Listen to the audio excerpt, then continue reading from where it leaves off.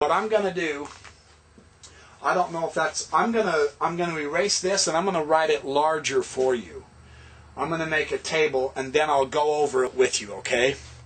As my English teacher used to say, now class. Boy, every time Mrs. Ransom said that, we all cringed. Ooh, it was horrifying.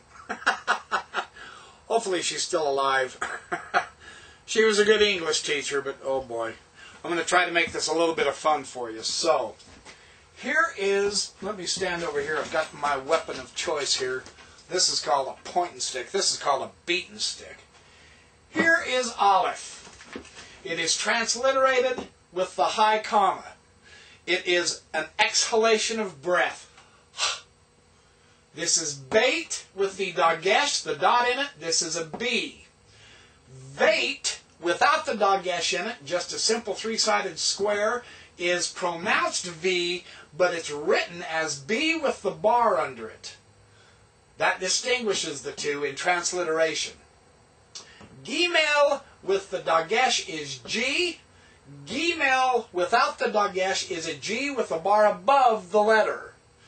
Dalet with the D, holy cow, Dalet with the dagesh is a regular D. Dalet without the dagesh is a D with a bar under it for writing's sake. Hey is an H. Vav is a V. Zayin is a Z. Het is an H with a dot under it in transliteration. Tet is a T with a dot under it for transliteration, because it distinguishes tet from tav. You see that? Tet is transliterated with a T and a dot. Yod is a Y.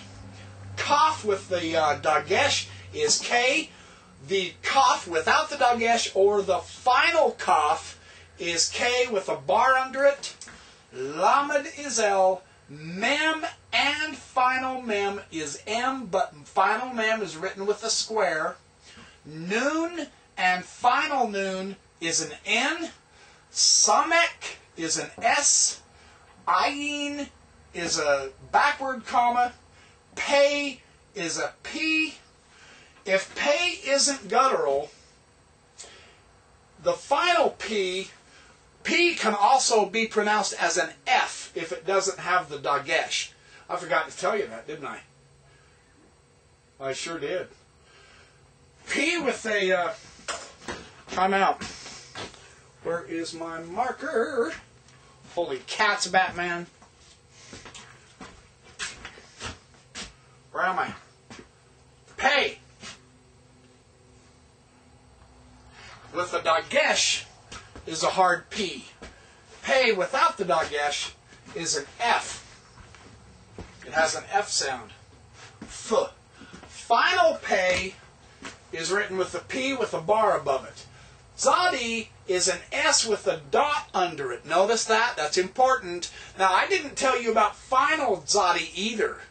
I'm sorry. Final Zadi, you do the same top, you just drop it straight down. That's a final Zadi.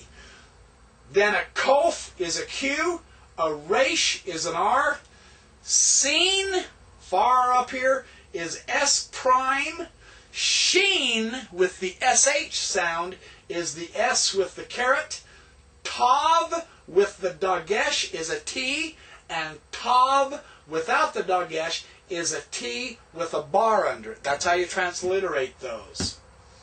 Okay? Now let me show you the, I'm going to show you the 5 finals. I'll be right back. Don't go away. Don't change the channel. Woohoo!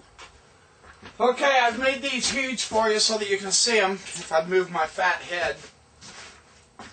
This is kaf with, is a K. The final kaf is the same top, just a drop down tail.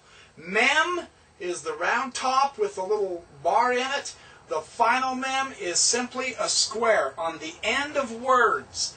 Only on the end of words do they take this final form on this side. Everywhere else in the word they call it a medial form. That's on this right hand side. Same with noon. You just drop the tail. With pei, instead of the tail curling around, pay goes straight down, and then with zadi, instead of the tail going across, zadi has the tail coming straight down. So there's 4 tails and 1 box on the final forms, and these are the only 5 final forms: kaf, mem, nun, pay, and zadi. Okay? And we'll see that when we start in our vocabulary and spelling and all that jazz. Now, I hope you've been writing these down as I've been writing them down. I've already done the assignment. Okay? I've already written them down. I want to show you. This is how it looks. There's my aleph, there's my veits, there's my gimels. I've written each letter 101 times. Dalets, Hays, Vavs, Zayin, Chetz, Tets. You see that? If you write each letter down 101 times, it will help you get the feel for it, so on and so forth. Some letters are easier to write down 101 times than others. You can see all these Vavs are really simple, as opposed to the Sameks take a little more space, as do the Tzadis. And then there's the pay and the final pay, and so on and so forth. If you will take the time to write down each letter 101 times, it will become familiar with you. Use it as a meditation. You know, use it as a meditation while you're writing. Think about what you're doing. If God created all things with these Hebrew letters, what might we be able to discover with them?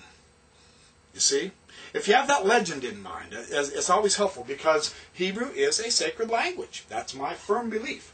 Now I want to show you the vowels real quick. I'll make the chart and I'll be right back.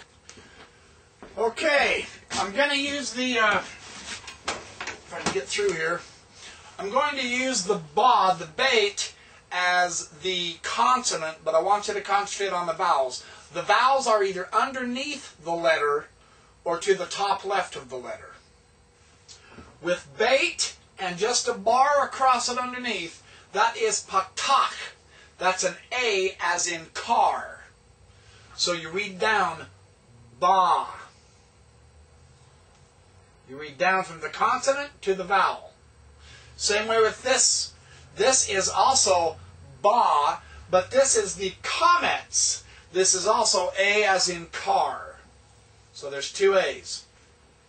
With the trilateral triangle underneath the ba, with the bait I mean, this reads, this is the vowel segol. And this reads as an E as in met. That's segol. We'll practice these. Right now I just want to make sure you get them on video. With the 2 dots side by side, this is Sarah. And this is also E as in they.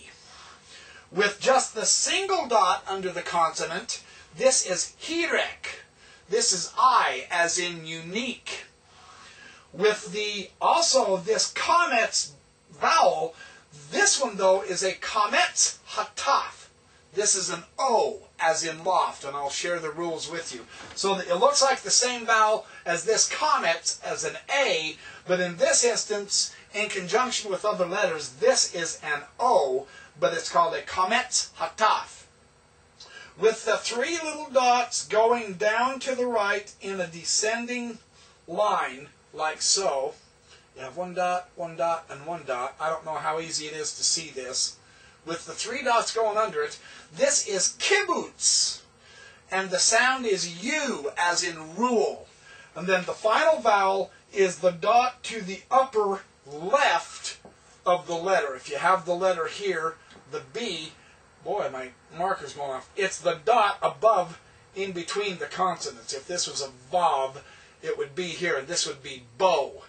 And this is the cholam, as in O, as in roll. So these are the 5 vowels, the 6 or 7 vowels, I mean. Actually 8 vowels, isn't it? The patach, the bar, the kametz, the bar with the line going down, segol, the equilateral triangle, Sarah, the 2 dots, the single dot is hirek, the other kametz is the kametz hataf, the kibbutz is 3 descending dots underneath the consonant, and finally the cholam is the dot above the left side of the consonant in between the first consonant and the second.